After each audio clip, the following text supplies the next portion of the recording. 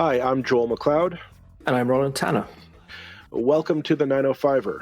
They say that the news moves fast, and that was certainly the case this week. On Tuesday, October 20th, Doug Ford announced that his government would introduce legislation to remove the ability for Ontario municipalities to elect their councils by using ranked ballots. This caused quite the uproar in the province as it shocked everyone by coming seemingly out of nowhere. We had covered ranked ballots in previous episodes with Dave Meslin, highlighting the fact that Burlington was in the process of examining if they wished to pursue ranked ballots for their next municipal election. We knew we needed to return to this topic immediately this week, which is why we reached out to London City Councillor Jesse Helmer for Tuesday's episode for his experience going through a ranked ballot election already. We also reached out to Burlington Mayor Marianne Meed Ward to provide that city's perspective on this sudden change to the municipal landscape, and she agreed to come on this episode. And then something else huge happened. Mayor Meed Ward, along with the other mayors and regional chair of Halton, as with Jane McKenna, PC MPP for Burlington, and Parm Gill, PC MPP for Milton, wrote letters to Premier Ford and the Ontario Chief Medical Officer, Dr. Williams. Those letters spelled out an argument on behalf of Halton residents for the Premier to keep Halton in Stage 3. This, in the shadow of the Premier openly musing about needing to return Halton to Stage 2 in order to keep COVID-19 case numbers down. This letter has sent ripples through the province's political class and has turned most of the province's attention to Halton. We couldn't pass up the opportunity to discuss the issue with the Mayor of Burlington about this turn of events. And what you're about to hear is our discussion and interview with Mayor Meed Ward about both topics. Afterwards, we hope you'll continue to listen as Roland and I dissect some of what is said here. Enjoy. I'd like to thank Mayor Marianne Meed Ward for joining us here today on the 905er. I know your time is valuable, so we won't waste any more time with introductions. Let's just get right into it, talking about the ranked ballot decision by the provincial government that happened last week. Was any notice given to you or to City Council about the provincial government's decision regarding ranked ballots? This totally took us by surprise, and it's introduced in legislation. It hasn't passed yet, so I will be working on a letter to our MPP and the Premier asking them not to do this. There's still time, maybe not a lot of time, but still time to maybe rethink this. And two of my colleagues are also working on a council resolution for our Monday council meeting coming up. To send the same message. So unless they sort of fast track this legislation, the confidence that residents have in their electoral system is critically important, and it's worth the money we spend on it. Well, we did have Councillor Jesse Helmer from London, Ontario on our previous episode to talk about London's experience, and we did touch on the costs associated with the switch. So it's interesting to hear that the mayors seem to be having the same discussions amongst themselves. Why do you think the province decided that now, of all times, would be the time to change this law? It doesn't make any sense to me. I really don't know. The arguments that have been provided don't, frankly, hold water with me. We have to run the regular business of the city at the same time as we are dealing with the pandemic, and that's going to continue for some time. So the world doesn't stop when we have a pandemic, nor should it. And so that argument that we all need to be, I suppose the subtext is exclusively focused on COVID. We haven't been throughout this pandemic because the regular business of the city needs to continue. Our residents have service needs that we will continue to address. And COVID's going to be with us for a long time in one shape or form. And so we just have to get used to doing two things. We've got to walk and chew gum here. Right. Some of the other arguments that I've heard, we touched on the cost. They mentioned the fact that the threshold hasn't been met in places like Kingston and Cambridge. And by that, they mean the minimum voter turnout threshold of 50%. And sadly, municipal elections don't get a significant turnout. And I actually looked up AMO, the Association of Municipalities of Ontario, has a great website, and they've tracked voter turnout on average back to 1988. So we have never cracked 50% province-wide. Mm-hmm. The highest is it hovers around 40, 45. Burlington typically gets about 35% turnout. And one of the arguments actually in favor of ranked ballots, and I'm still looking for information to see if this was true in London, you may have it already, but that more people would vote because they feel their vote actually truly does matter, truly does count, not just their main choice vote, their second and their third choice votes will count. And so I can tell you, when I've canvassed the many elections that I've been part of at the door, and I hear people say, well, what does my one vote matter? I'm not going to vote. We hope to turn that around and increase voter turnout. So this argument that 50% threshold wasn't met to make it binding is, any referendum question put on a ballot, regardless of how meritorious that question, if that's the threshold, you've killed it before you've started the dialogue. But in Kingston and Cambridge, they actually did get a majority of those who did vote in support, and that's really important. And in London, they actually did it. So I think the appetite is there for the public to consider a new way of voting. And no community has voted no yet in a referendum. And even a referendum of less than 50% is far more, it's equally good as every municipal election we have. And the municipal elections, like you say, never get 50%. Well, so we're going to abolish councils? Oh. I got elected on less than 50%. I'm here making these decisions, right? I was close. I think I was 46, but nevertheless. And point me to the Premier who has 50% of the vote. Exactly. Opening this up slightly into the wider picture, if anything characterizes your kind of political career, it's been the issue of provincial interference in municipal affairs. Do you think this is a trend that we're seeing generally? And what do you think needs to happen to turn that around, if so? So this is a step in the wrong direction towards more provincial control and say over municipalities. I have always believed that municipalities are a mature order of government. We are our own order of government. We are chosen directly by the people. We are the most closely linked to the people, the closest level of government. I can walk out my front door and people can stop me and tell me what they think about what I'm doing. And we saw some really hopeful signs, actually, early in the pandemic from this government and this province, recognizing statements, recognizing the value of municipal choice and independence, and supporting the fact that certainly in a pandemic, we are on the front lines of service, and has been very consultative on almost every other thing. I speak regularly to the Premier, and we have good dialogue, and so this really did come as a shock, but the bigger picture, and this has been raised by myself and others, is a whole new relationship between municipalities and the province. It is long overdue. This is just one more example of why we need a new relationship.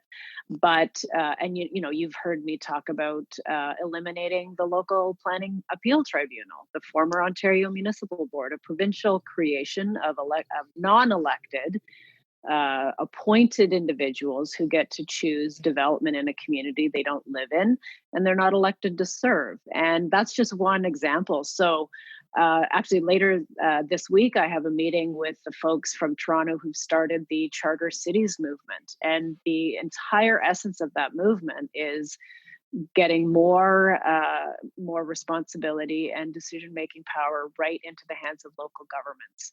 And that's I'm firmly committed to that on this issue, as well as a host of other issues. I think we need election reform, but not the type they're talking about. We need financial funding reform. I can talk all day about that. Maybe that's another episode. Yeah, the lack of oversight of third-party advertising and so forth. But But these are decisions that should be made by local councils, because we are directly accountable. If we make a decision that our public doesn't like, we will not be around. And there's no party politics, there's no partisanship. It is truly based on the policies, as it should be. And so I will continue to advocate for local choice on this issue. Should we go down the path of ranked ballots? I think we should have the conversation. I'm absolutely open to it. I've seen some of the arguments in favor of it. I haven't made a decision, and I wouldn't until our community weighs in on that. But they need the opportunity to do it. Can you maybe tell us what the city of Burlington is going to do? Because I know that the ranked ballot question was brought to committee, and it was put forward to go to council to examine. And I'm just curious to know what's the city of Burlington's plans going forward on this entire subject. Yeah, it's a good question, and I think it's early days, right? We're still figuring out what to do. So our first response, of course, is to say, "Whoa, don't do this," and let us have the conversation. Let us choose. If that is unsuccessful, we can continue to consult with our community if we want to spend the time and money. I think that might be a tougher sell with our community, because it's a conversation with no meaningful chance of success right now. So we'd have to weigh that. But the other option, of course, at any time, the city could put a referendum question on the ballot. To take the temperature of the public. It's an expression of, we're interested in exploring this. And so if we get shown the door on this one, and they're not open to giving us local choice on ranked ballots, we could still put a question on the ballot. That also comes with a cost, because you have to educate the public. There's some additional things you have to do in that regard, and that ultimately would be a choice of, a decision of the entire council whether we wanted to go down that path. But that is an option. Well, you have 2 years to plan that out, I suppose. Actually, only about one. You have to put a question on the ballot early in the year of an election, but you have to tee it up before. So we'd have about a year to make that choice. Yeah. Okay. Well, we'll see what happens on that front. While we have you here, we did want to talk to you about the 2 letters that you signed to the Premier that you released on Saturday. Both letters were to Premier Ford and Dr. Williams, the Chief Medical Officer for Ontario. One was from you, signed your name to Jane McKenna, as well as Parm Gill. And the other was from all the mayors and the regional chair of Halton. So we're all clear. Starting off, was any official motion put forward by Burlington City Council to endorse these letters before you signed on to them? No, there was no vote of council to do that, and that's not uncommon. I mean, the mayor does speak on behalf of the constituency, makes statements on behalf of our residents. We certainly have heard from our businesses that they are not looking to roll back into stage 2. So I wear this one, but the public is with me, right? I can tell you there has been overwhelming support before the decision, when we were hearing the rumors. People reached out and said, do what you can not to let us roll back. And overwhelming support after those letters went out. And then when the decision was made, again, another wave. We've been trending on Twitter, Canada-wide, Halton, for the last 3 or 4 days, right? And if you look at the comments, it's overwhelmingly in support of our simple request, which was make decisions based on the data and the criteria, which if you look at the data, and I'm sure they are, we don't meet it. We don't meet the health criteria to roll us back. And so that was our message as mayors. And I can tell you, my colleagues have been quite supportive of that. They've written to me and said, thanks for doing this, and really glad that we're not rolled back. So I haven't heard from everybody, but there are times when you you have to assume that you have the pulse of your council and your community, and you speak. We don't call a meeting for every every time I do an interview. I don't call a meeting of council to. I understand. You got to know your community, and I think I do. In fact, I know I do on this issue.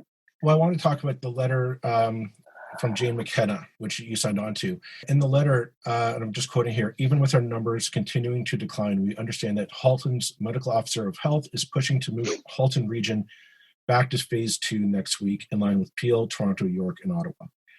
And are you disagreeing with Dr. McGaney's assessment of the situation? So Dr. McGaney has never actually said to me that she wants us to stay in stage 2. And in fact, she has publicly not recommended that either. So we're not offside with our public health official. There's no conflict there. And in fact, she issued some recommendations about a week and a half ago when there were first rumors that we might get rolled back, and then we weren't, and then the rumors started again. She issued some recommendations around a range of things, but most notably canceling fitness classes and suspending gameplay, so it's only training and practice. We implemented that voluntarily in the city of Burlington within 24 hours. So we follow the advice and the recommendations of our medical officer of health. She has not officially or publicly said that she wants us to roll back into stage 2. She issued a statement today simply reiterating her recommendations, and we implemented those so that we could avoid rollback to stage 2. So you still have the confidence?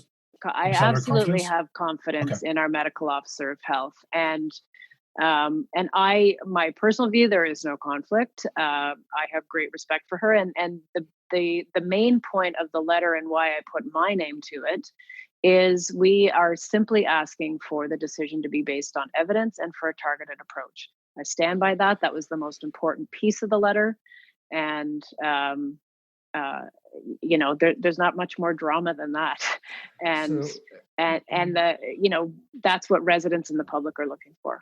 So the number that Dr. Megani mentioned in her presentation to the Halton region, I think was it back on the 19th, something like that. She mentioned around 25 case mark for the region. Now we have been up to 28. Actually, the most recent complete data for Halton region is, they say be careful with the last 2 weeks data because we're not sure it's complete. So the last day on which they say this is reliable was the day it was 28. So is that not evidence that we're trending in a dangerous direction? Well, certainly, as she would say, and I would agree, that this spike is concerning. There's no question about that. Does it meet the threshold of a blanket shutdown? No. So we want to see the numbers go in another direction. We had in Burlington 10 active cases at the beginning of September, and that spiked to now close to 80. So, but we're still at 80 out of, and that's now about 250 for all of Halton, a population of 600,000. That we're nowhere close to the thresholds of infection rates or spread or transmission that the hotspots are. We're not even in the same ballpark. They are double and triple the provincial average. We are still below the provincial average. So even though the numbers for a time were going in the wrong direction, we've actually started to come back down on the active cases. So about 2 weeks ago, we were at 90. We're now down to 80. Going in the right direction. We kind of hover around 20 to 30 in new infections. We are all watching that very closely, but we have said that is not a reason to shut an economy down entirely and without evidence that the business years you're about to close, the workers you're about to send home with no income, that they've been the source of the transmission. And the evidence isn't there. So where the evidence was there around fitness classes and sports transmission, we shut it down. And we'll continue to do that. And that was based, again, on the evidence and the direction from the recommendation. We didn't have to do it from the medical officer of health. So So we're working very closely, and we absolutely support that targeted approach. And that was our key message to Dr. David Williams in the letter and to the Premier to say, look, before you consider blanket restrictions, unfairly punishing those businesses that are operating safely, that have not been a source of transmission, take a more targeted approach. Look at what your data is telling you. Where is the greatest risk based on what we know about the virus or the proof of transmission, and take targeted restrictions or targeted recommendations for doing those better. And they agreed with us. So, but we're not out of the woods yet. We need to keep seeing those numbers go down. So, are you concerned at all that the letters that you and the Halton mayor sent might undermine the authority of Halton's medical officer of health, as well as the chief medical officer of Ontario, and their ability to make independent, politically free decisions based on the evidence and the science presented to them? Well, we presented evidence to them, and they found the evidence persuasive. It wasn't that we as a group of politicians said it, it's what we said. What we said was, look at all of the indicators, and there are a whole raft of them, and we though we're right on the edge with the new infections, we're well below all of the other indicators. So we said, look at your evidence, look at the health indicators, and make your decision based on that. And we have looked at those indicators and don't think stage 2 is warranted at this point. They looked at the evidence we presented, and they looked at their own evidence, and they agreed. Sorry, so has the chief medical officer of Ontario agreed not to put Halton into stage 2? Yeah, that was the decision that was made, and that was made in conversation with Dr. David Williams. And he actually did an interview yesterday where he said that the medical officer of health of Halton was cool with that. So, if you just read the headlines, you'll get a very skewed perspective of what's actually happening and what we actually did. We said, and I think it's quite reasonable, and we can all agree that decisions should be based on health evidence. That was the bottom line. And when we looked at all of the many criteria, Burlington didn't come anywhere close to the hotspots, and more importantly, didn't meet the thresholds that would warrant a shutdown. So we just really asked them to look at that. We don't have the power to tell them what to do, nor would we. But we certainly have the power to ask a reasonable request that the evidence and the decision-making be based on transparent public health indicators. Here's our picture in Burlington. We don't meet the threshold. What do you think? And they agreed. If the indicators change, I think we would all agree that a different decision needs to be made. But that would be based on evidence. Is there any risk, given that, one of the things we know about this disease is that it can kind of catch you out with that 2-week lag, that you don't, what we're seeing today is not what is happening today, it's what happened 2 weeks ago. Are you taking a risk by saying we think we're safe when we don't actually know yet? Well, I think this is coming directly again from the various medical officers of health across the country, that they think the most recent spike we had was from Thanksgiving, which was about 2 weeks ago. So if that is if their predictions and their assessment is correct, then we should start to see the numbers go down, because it's not Thanksgiving anymore. And again, that simply underscores the point that if it was family gatherings where perhaps people let their hair down a little and hugged one another and came into close contact and relaxed that critical need for social distancing, even within members of your extended family. It's not the businesses that cause that spike. So why would we shut the businesses down? And so I can tell you, when the decision was made earlier in September by the Premier with the health officials to limit social gathering sizes.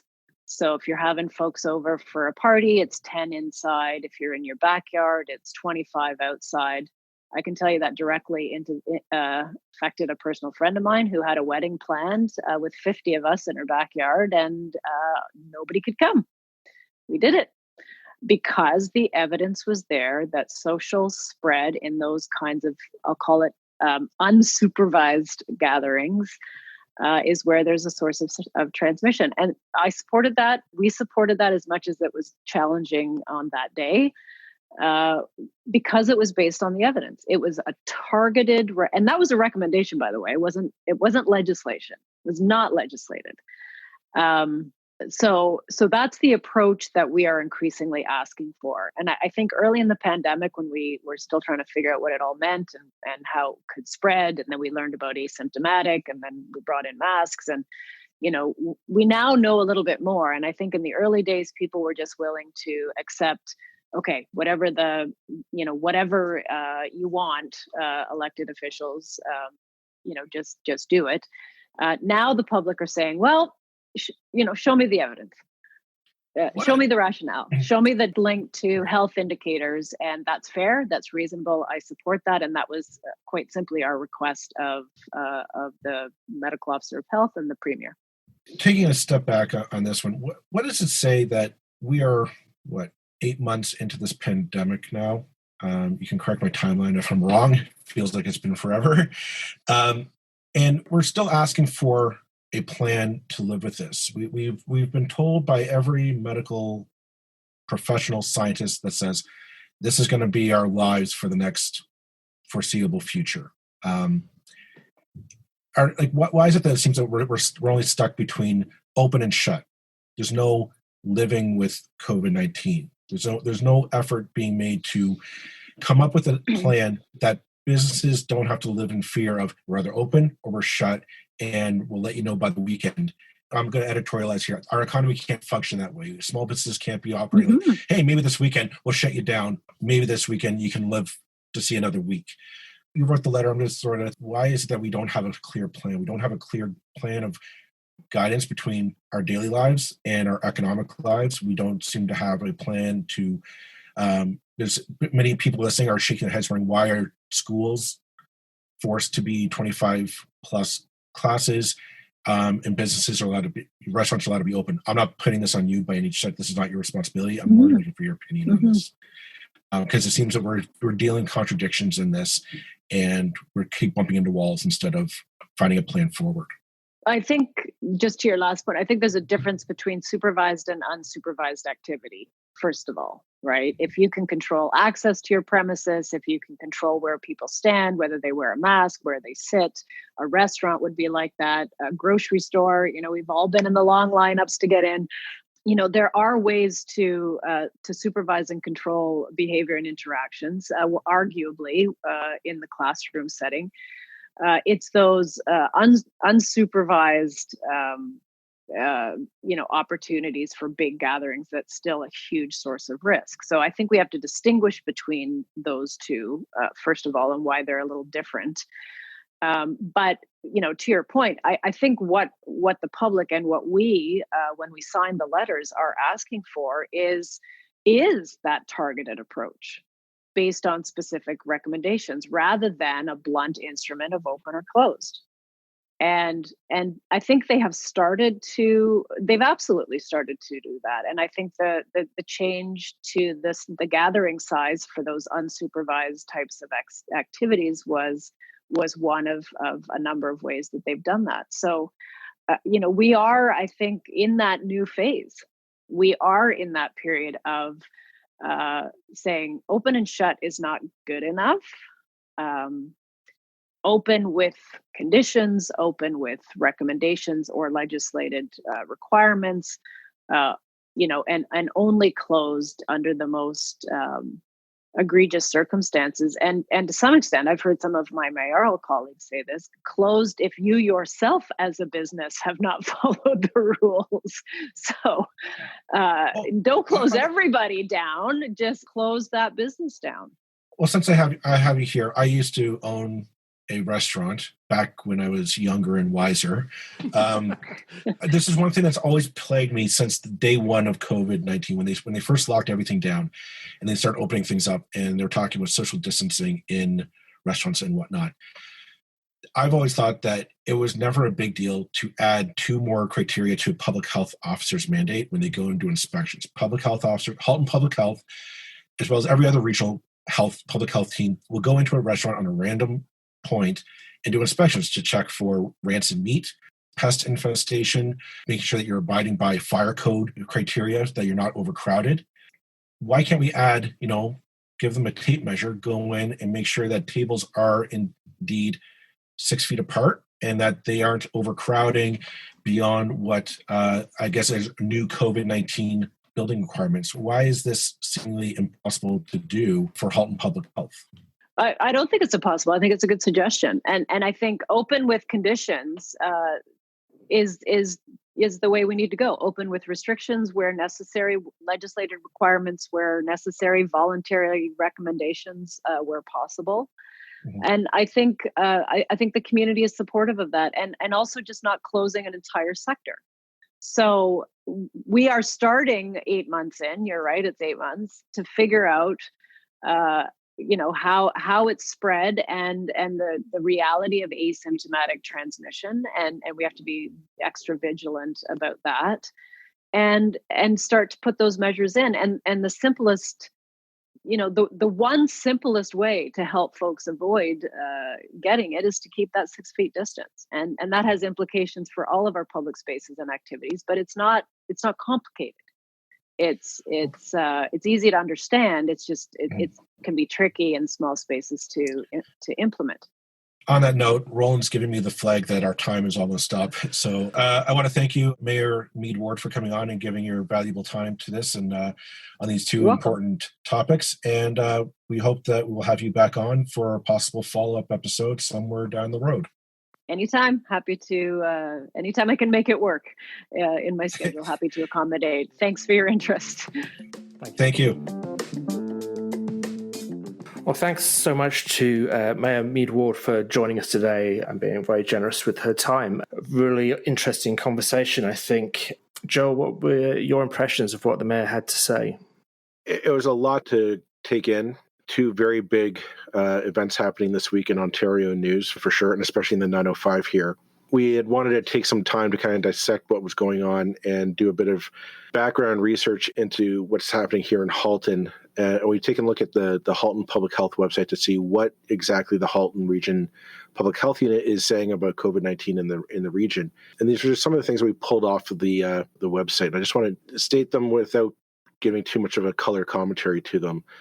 Number one, according to Dr. Magani, in a presentation on October 21 to Regional Council, which is recorded and up on YouTube for anyone to see, she references the Ontario COVID-19 science brief that additional measures should be considered when cases break 25 new cases per 100,000. The number that Halton mayors have been using in their letter, defending their letters in the media, has been that the cases are hovering around 30.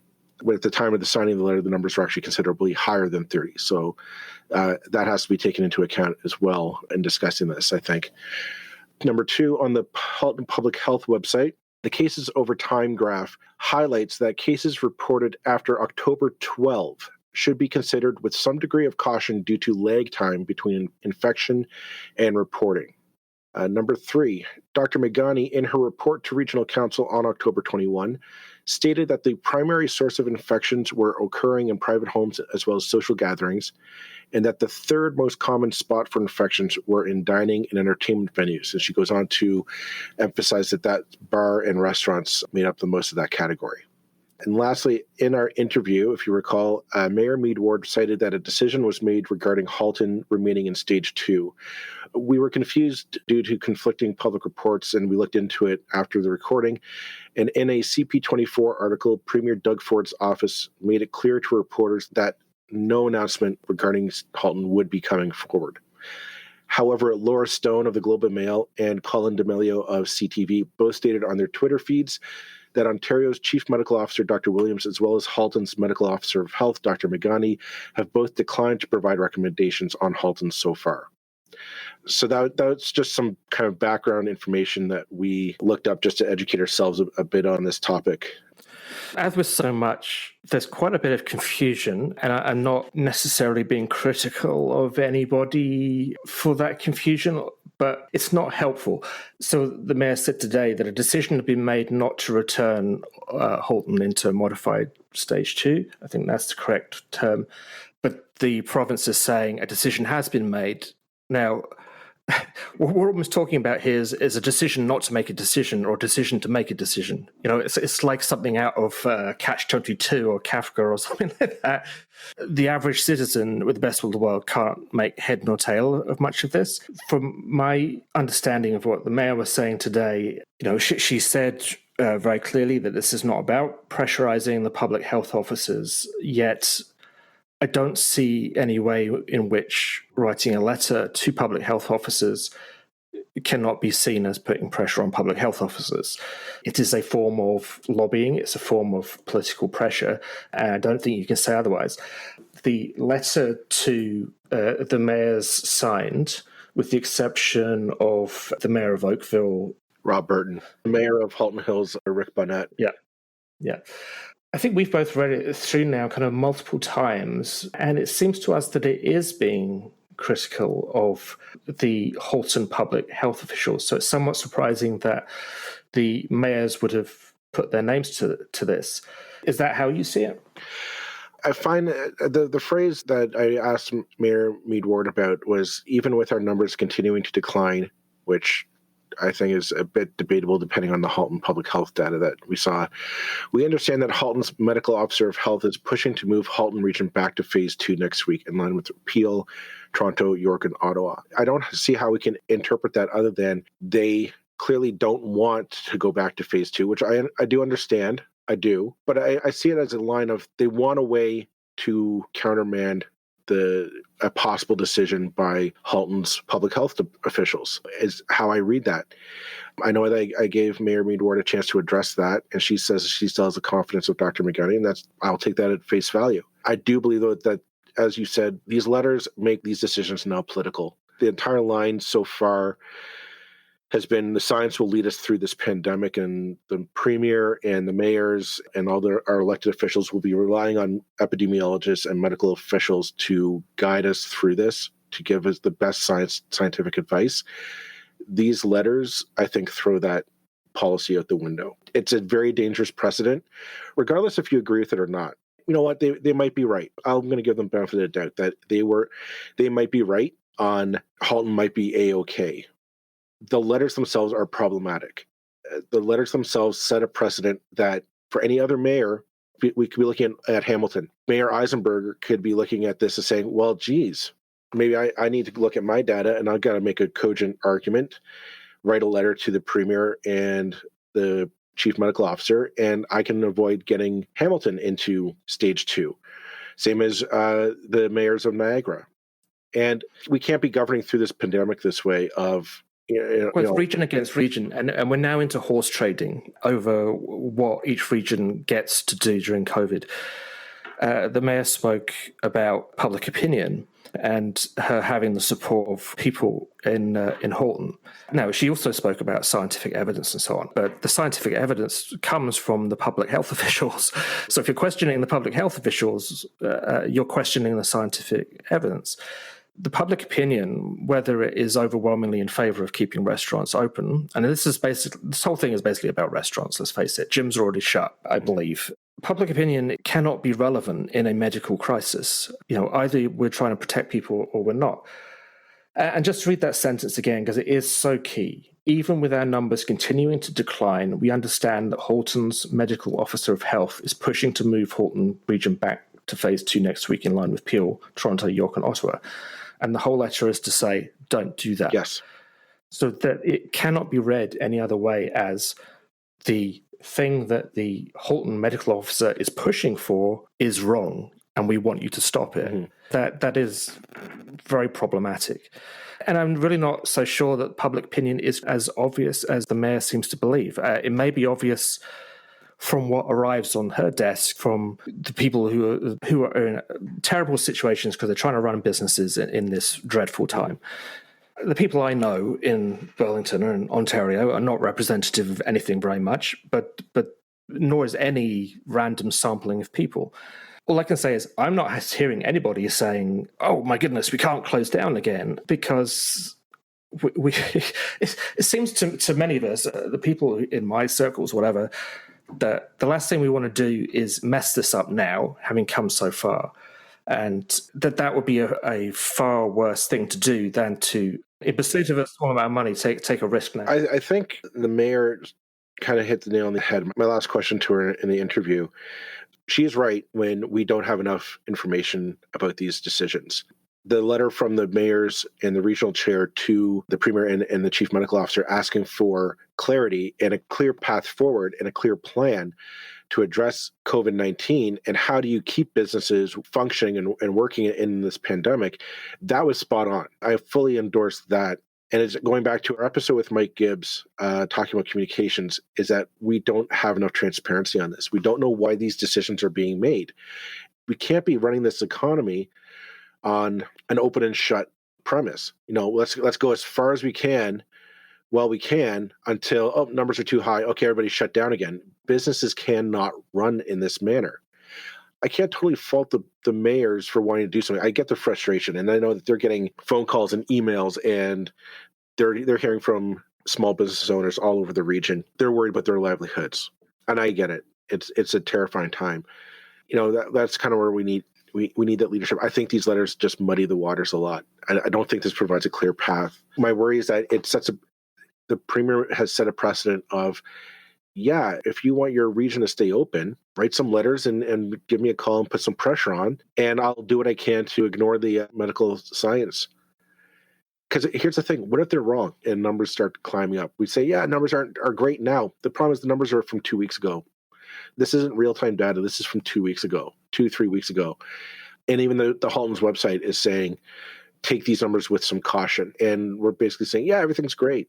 We're going to ride out stage 3 for the rest of the pandemic. And I don't know if we can do that. If the communication from Halton has been the public health officer saying, it's true, Halton is not as badly affected as many other places. Depending where you are in Halton, it's far from a non-entity. If you're in Milton, there are really some quite high numbers in Milton. And yet the mayor of Milton was one of the people putting his name to this.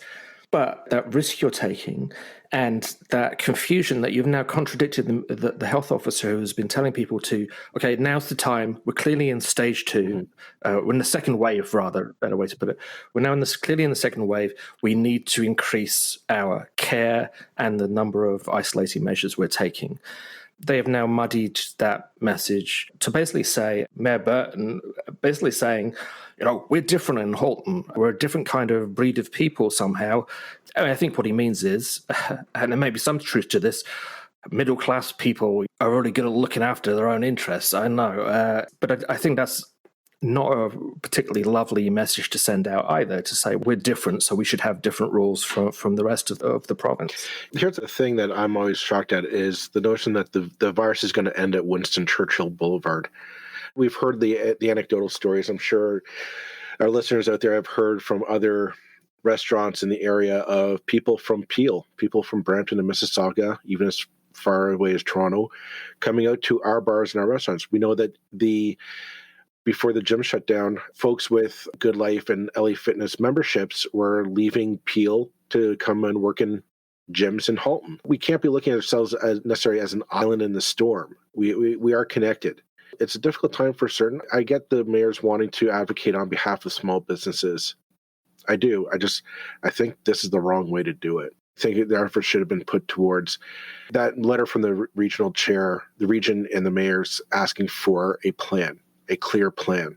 And I think that's something that I think all the mayors and the regional chairs around the province ought to be starting to step up and put pressure on the province of, we need an actual plan, not this, let's see how far we can go before we have to shut down.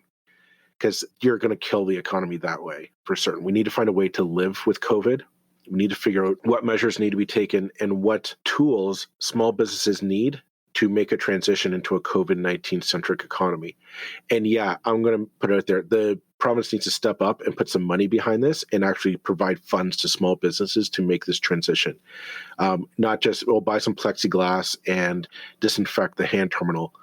If we're talking about overhauling rental agreements to protect expenses that way, so be it. If we're talking about major capital investment to help upgrade equipment and PPE that way, so be it. I don't think we can sit with this shrug your shoulders at the podium, say, I feel for you, and then wait until the numbers get so high and hopefully your mayor sends in a letter. We can't be going on in this manner.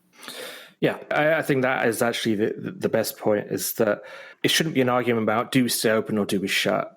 It should be an argument about how do we get restaurants into a business model that works in a COVID world. And of course, that question is probably one with dollars attached. Back in 2008, the auto industry, we bailed it out because it was too important to fail. How many people does the restaurant industry employ in Ontario? How much money does it contribute to the economy? Well, clearly it's important because, everybody's trying to keep those restaurants open.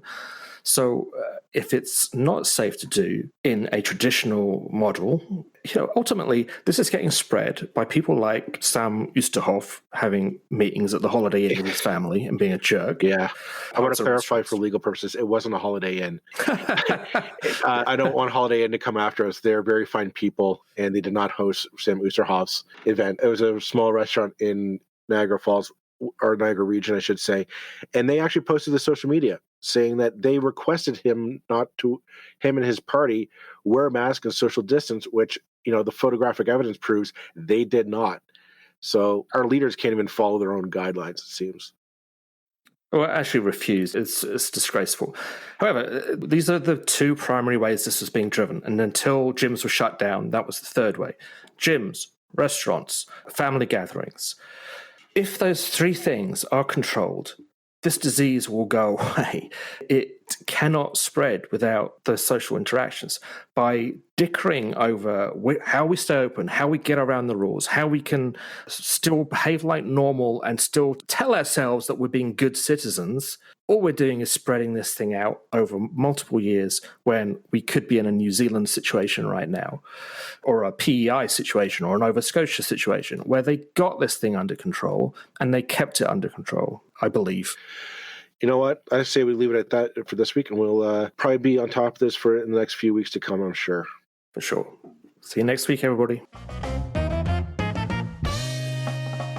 That's it for this episode of the 905er. Thank you for listening. As always, you can send us your feedback, thoughts, and concerns or ideas for future episodes to our email, info@905er.ca. We'd love to hear from you. You can help us keep the 905er going by financially supporting us through Patreon as well as PayPal. Visit us at 905er.ca and click on the support tab. As well, links are in the show notes for your convenience. Lastly, you can find us on social media. Search for _905er on Facebook, Twitter, Instagram, and LinkedIn. So long for now. See you next time.